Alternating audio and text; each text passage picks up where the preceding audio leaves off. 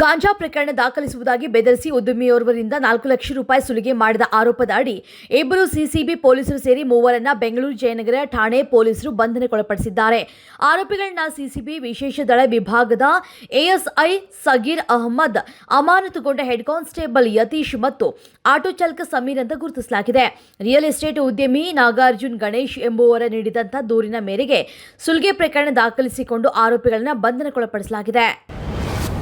ರಾಜ್ಯದಲ್ಲಿ ನೋಂದಾಯಿತವಲ್ಲದ ಅಥವಾ ಸಾಲ ನೀಡುವುದಕ್ಕೆ ಪರವಾನಗಿ ಹೊಂದಿರದ ಯಾವುದೇ ವ್ಯಕ್ತಿ ಸಾಲ ನೀಡುವುದಕ್ಕೆ ಹೆಚ್ಚಿನ ಬಡ್ಡಿ, ಚಕ್ರಬಡ್ಡಿ ಅಥವಾ ದಂಡದ ಬಡ್ಡಿ ಸಂಗ್ರಹಿಸುವುದಕ್ಕೆ ಕಾನೂನಿನಲ್ಲಿ ಅಧಿಕಾರ ಹೊಂದಿಲ್ಲ. ಅಂತ ಸಾಲವನ್ನು ವಸೂಲಿಗೆ ಅರ್ಹವೂ ಅಲ್ಲ, ಯೋಗ್ಯವೂ ಅಲ್ಲ ಎಂಬ ಅಂಶ ಸೇರಿ ರಾಜ್ಯಪಾಲರು ಎತ್ತಿರುವಂತಹ 6 ಪ್ರಶ್ನೆಗಳಿಗೆ ಸ್ಪಷ್ಟನೆಯ ಜೊತೆಗೆ ಮೈಕ್ರೋ ಫೈನಾನ್ಸ್ ಸುಗ್ರೀವಾಜ್ಞೆಯನ್ನ ಮರುಮಂಡನೆ ಮಾಡೋದಕ್ಕೆ ರಾಜ್ಯ ಸರ್ಕಾರ ನಿರ್ಧಾರವನ್ನು ಮಾಡಿದೆ.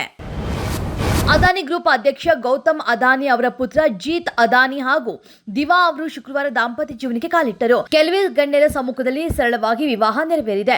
ವಿವಾಹವನ್ನು ಸರಳವಾಗಿ ನಡೆಸುವ ಮೂಲಕ ಆರೋಗ್ಯ, ಶಿಕ್ಷಣ, ಕೌಶಲ್ಯ ಅಭಿವೃದ್ಧಿ, ಮೂಲಸೌಕರ್ಯ ಸೇರಿದಂತೆ ವಿವಿಧ ಸಾಮಾಜಿಕ ಸೇವೆಗಳಿಗಾಗಿ ಅದಾನಿ ಬರೋಬ್ಬರಿ 10,000 ಕೋಟಿ ದೇಣಿಗೆಯಾಗಿ ನೀಡಿದ್ದಾರೆ ಅಂತ ವರದಿಯಾಗಿದೆ.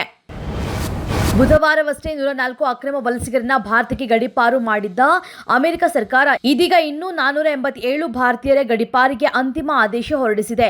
ಈ ಕುರಿತು ಶುಕ್ರವಾರ ಮಾಹಿತಿ ನೀಡಿರುವಂತಹ ಭಾರತದ ವಿದೇಶಾಂಗ ಇಲಾಖೆಯ ಕಾರ್ಯದರ್ಶಿ ವಿಕ್ರಮ್ ಮಿಸ್ರಿ, ಭಾರತೀಯರು ಎನ್ನಲಾದಂಥ 487 ಜನರನ್ನ ಗಡೀಪಾರು ಮಾಡೋದಕ್ಕೆ ಈಗಾಗಲೇ ಅಮೆರಿಕ ಸರ್ಕಾರ ಅಂತಿಮ ಆದೇಶ ಹೊರಡಿಸಿದೆ. ಈ ಪೈಕಿ 298 ಜನರು ಮಾಹಿತಿಯನ್ನ ಭಾರತದೊಂದಿಗೆ ಹಂಚಿಕೊಂಡಿದೆ ಅಂತ ಹೇಳಿದ್ದಾರೆ.